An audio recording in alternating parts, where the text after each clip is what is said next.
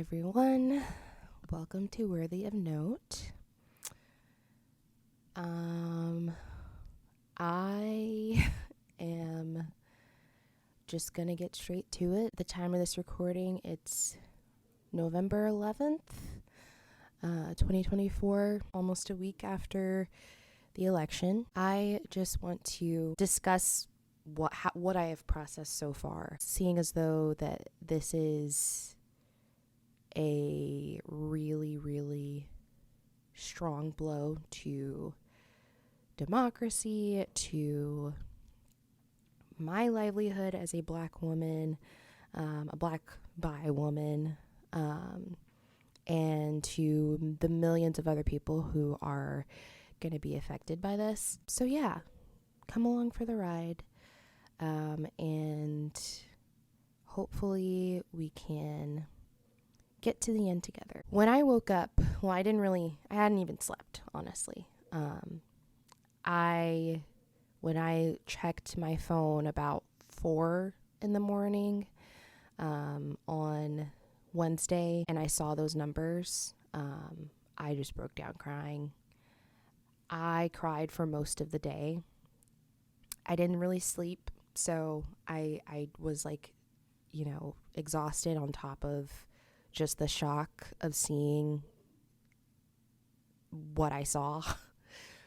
I just kept watching his numbers go up, and I kept hoping hers would catch up, but they never did. I am a grade A catastrophizer, and a lot of the times I have someone to talk me off the ledge, tell me that the worst case scenario won't happen, but this time this was the worst case scenario, and the worst case scenario happened and will continue to play out. I really leaned on community in that moment.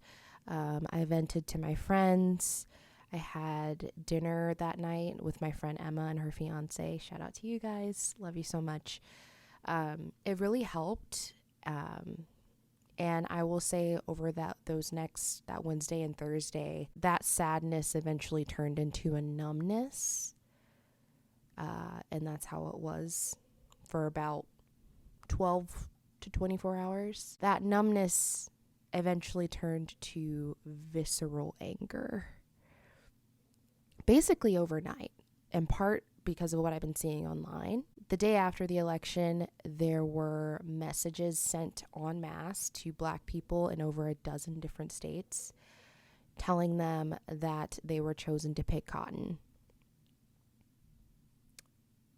Right after the election, day after. I don't even know how many people, thousands, maybe millions of Black people, some of which had their names were in the messages, which is very scary. How do you know my name? And essentially it's being investigated right now. It made national news, obviously, because it's a widespread issue and it's a what the fuck kind of issue. That lit something within me that I don't even think I've ever felt. I have been called the N-word a couple of times, from when I was younger to a few years ago. I have experienced very intense moments of racism, and I carry that with me. I didn't receive one of these, and if I had, I don't know what I would have done. I was just so incredibly irate over seeing people who look like me being treated like this already, not even within 24 hours of the worst person in his position ever to be elected. Even though I haven't actually had a text sent to me like that, I just mourn and rage, honestly, for the people who have. I actually use a free texting service. Apparently, this is what was being used to generate fake numbers to send out these messages from. I use it to text my grandma because my entire family is blocked. So all my extended family, we were in a big group chat a couple of years ago, and they refused to take me out of the group chat. or make a new one without me in it. And I was obviously didn't want to be in the group chat because my parents were still in it and they were still sending things, and I didn't want to see that. And so I eventually had to go through it the hard way. I had to block everyone in order to stop receiving messages. And I still keep in touch with my grandma because she is getting a lot older and she is pretty problematic, I will say, because she's still very connected to my parents, but she doesn't try to force me to talk to them or do anything like that. So I don't text her often, but I still do communicate with her. I was trying to text her via this, app because I've had it for a few years now since I blocked everyone, and I went to go text her and I couldn't. Apparently, because it's under investigation, all outbound messages are halted. So you cannot send anything out. So I had already tried to vow to stay off the internet because I knew it would only make me more and more angry. But I was only painfully reminded of what was going on by trying to text a family member and not being able to because of some fucking racist punk behind a phone screen. So, yeah, that wasn't great.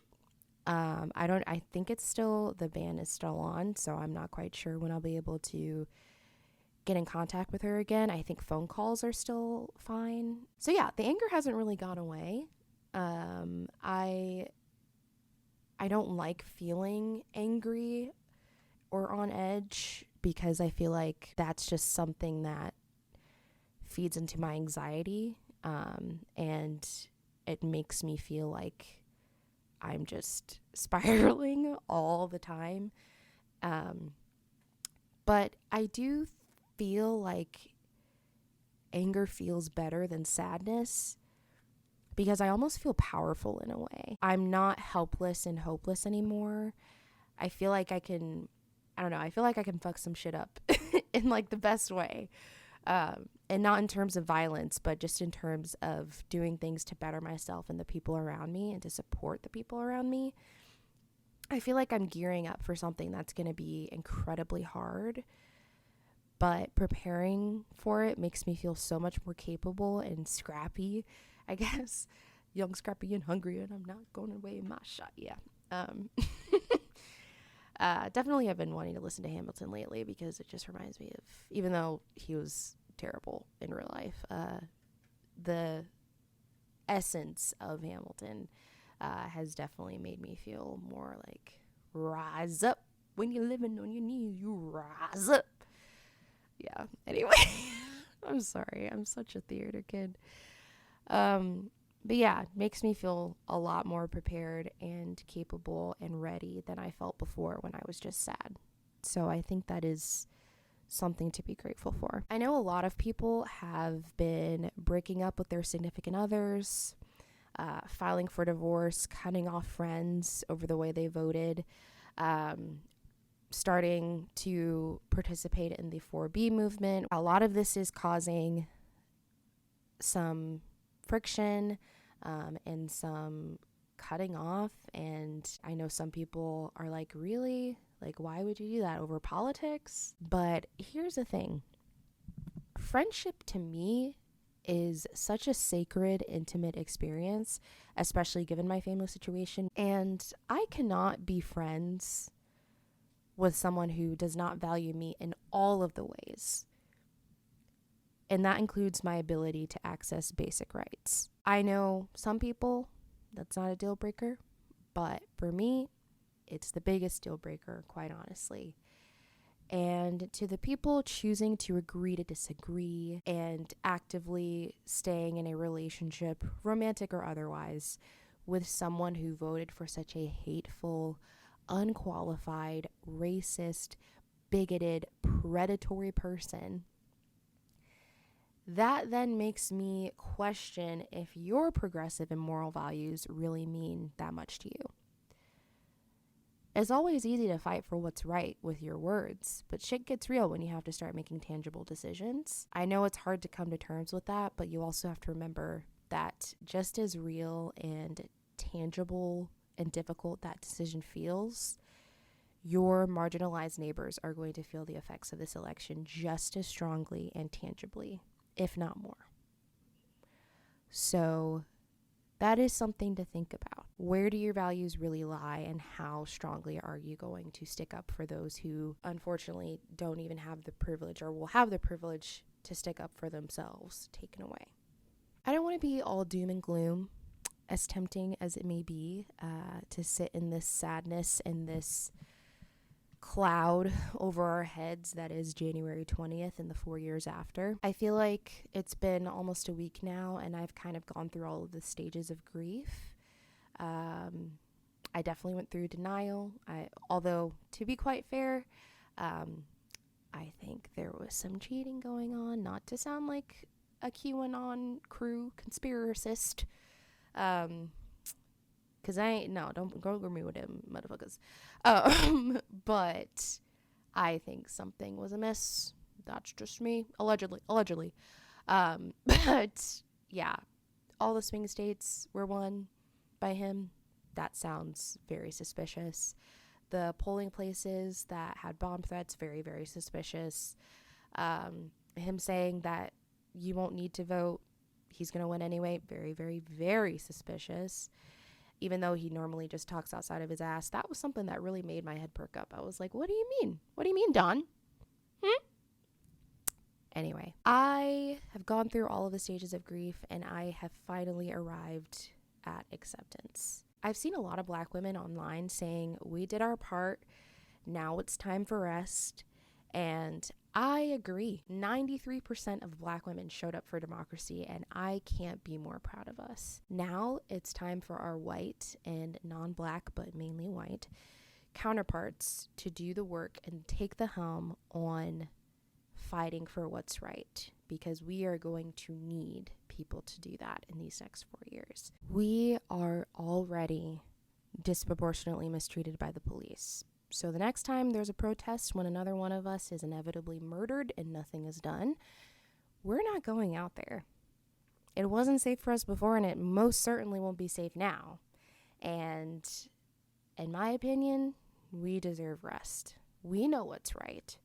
We know that we stand for justice and equality and comeuppance for those who are incredibly corrupt and evil, quite honestly.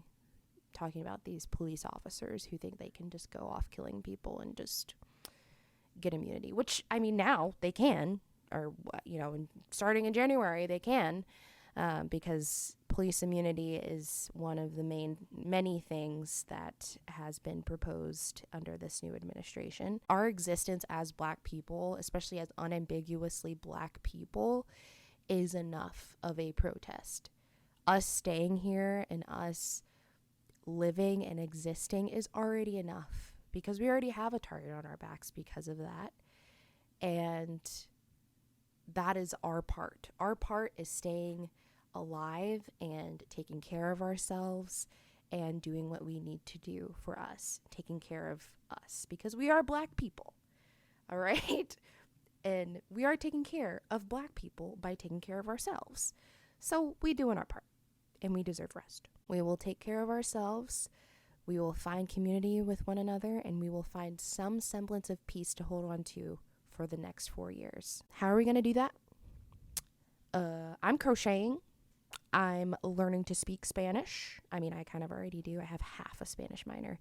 Ask me about that later. How can someone have half a minor? Just whatever.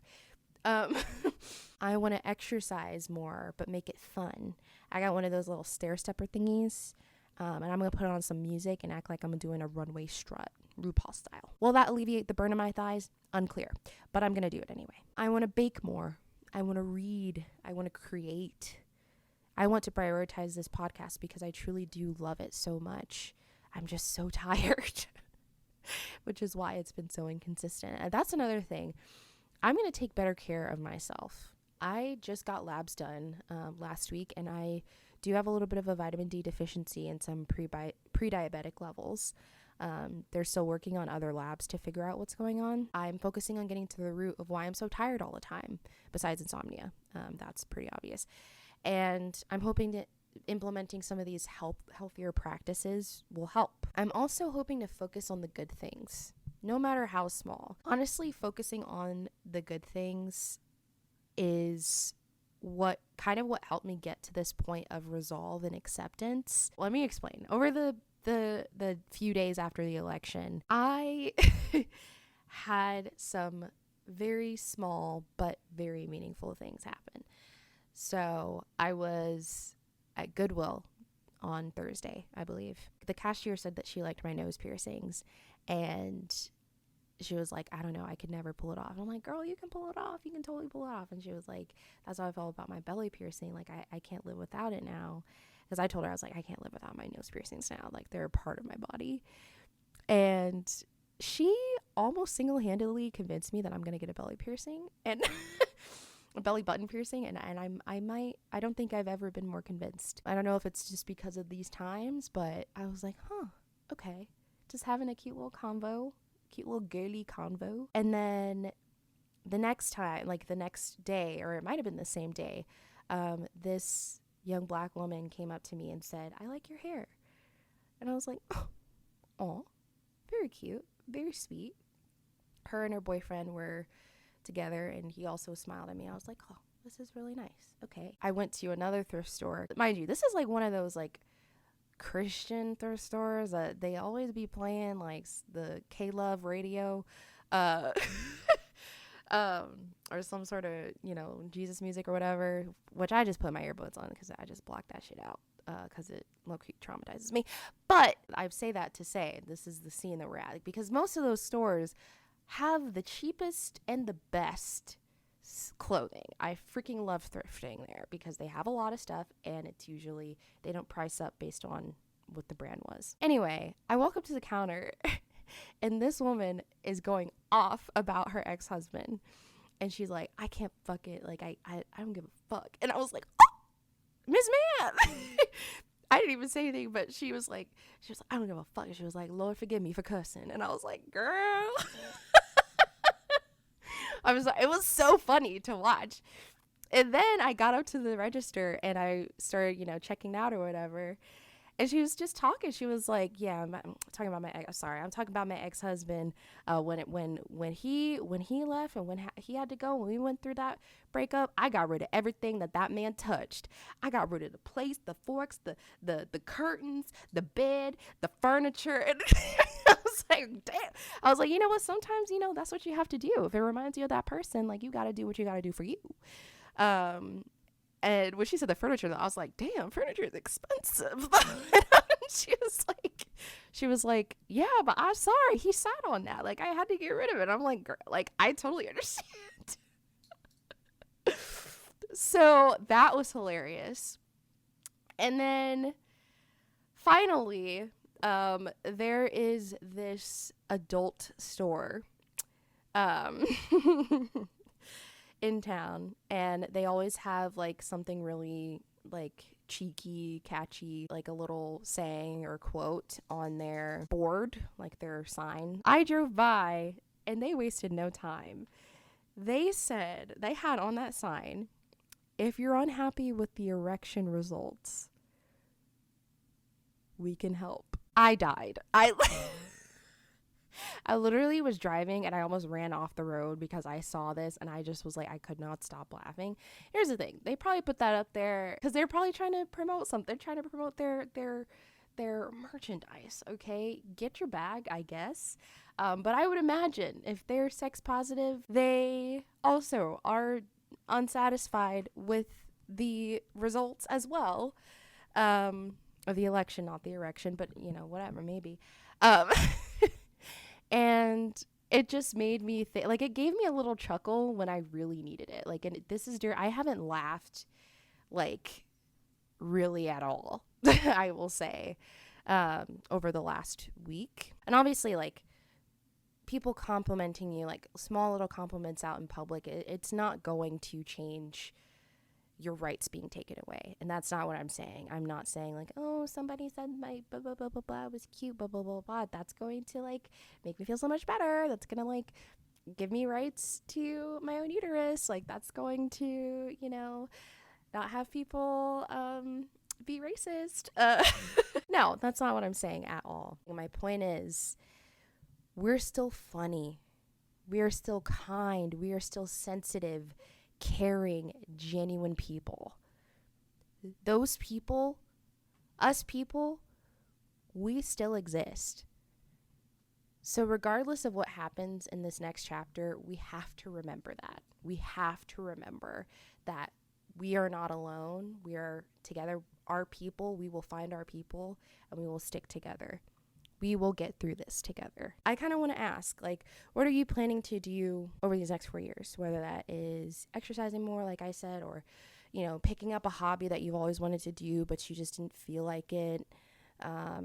Whether it's resting, whether it's doing a spa day or everything shower, making a point to do that twice a week or once a week. Let me know, because I'm still looking for ideas too. 4 years is a long time. Oh God, I don't want to think about it, but 4 years is. And that being said, again, we will get through it together. I hope everybody is staying safe, and I hope that you all have a great holiday season. I do plan to come back because I really, like I said, want to start prioritizing this pod. And I would really appreciate you all's support as well. I'm going to put, like I said, the link to my Instagram and the podcast Instagram and my own personal one in the description. If you guys want to go ahead and follow, that'd be great.